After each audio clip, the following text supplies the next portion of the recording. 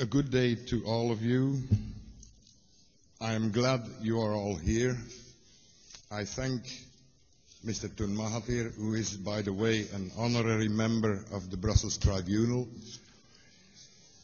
And not only Tun Mahathir, but our other members include Mr. Hans van Sponek, Mr. Dennis Halliday, Ms. Cynthia McKinney, Mr. Michel Chosedowski.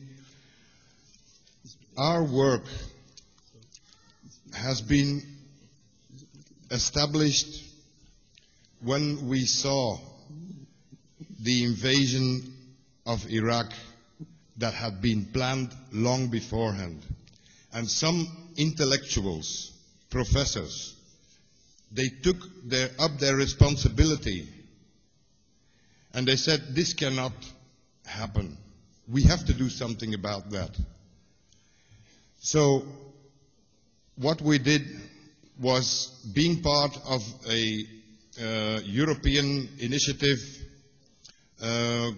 called the Russell, organized by the Russell Foundation in Brussels.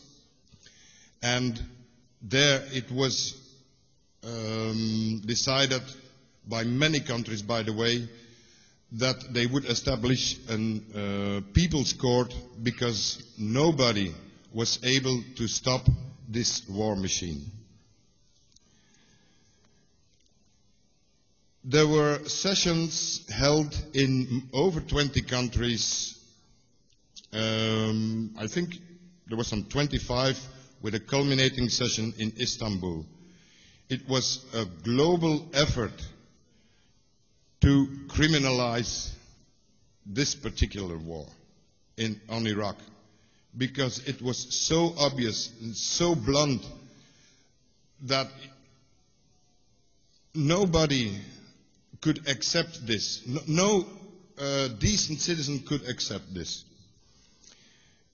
After the culminating session in Istanbul, the Brussels Tribunal decided to continue the work, because as long as there is occupation in Iraq, the work has to continue. Because people who are under occupation have every right to resist that occupation, to keep their dignity, and to fight for self-respect and self-determination. We heard that from other speakers. Now, in the 19 years that I have been occupied with Iraq, things have been only deteriorating. I thought the sanctions would end. My Iraqi colleagues thought the sanctions would end. They did not end. On the contrary, Iraq was aimed for destruction. And just days after the devastating attacks of 9/11, Mr. Wolfowitz declared that a major focus of US foreign policy would be ending states that sponsor terrorism. Ending states. And Iraq was labeled a terrorist state and targeted for ending. Now, what does mean ending? What is the meaning of the word ending? We've seen what happened. It is total destruction on all levels, not only political with the removal of a legal head of state, Saddam Hussein, and his murder. It is not only the expulsion of members of the Ba'ath Party, but it's the erasure of the total culture of Iraq, including the forced migrations and the targeted assassinations of professionals at all levels, doctors, professors, pilots, you name it. It was also the intention to create divisions inside the Iraqi society. And that, my dear friends, that poses a lot of problems within the peace movement. We have to address many misconceptions that are planted by the mass media. And one of them is that the Iraqis are killing each other. Now, I would like to give an historic example that I think is very similar to what happened in Iraq. And I go back to the Second World War with Yugoslavia. A certain man named Ante Pavelic, who lived in exile in Italy because he had a sentence and he had to go to jail in Yugoslavia. And he lived in Italy since 1909 under the umbrella of Mr. Mussolini. He returned to Yugoslavia when the German occupiers came in 1941. He then met with Adolf Hitler, and then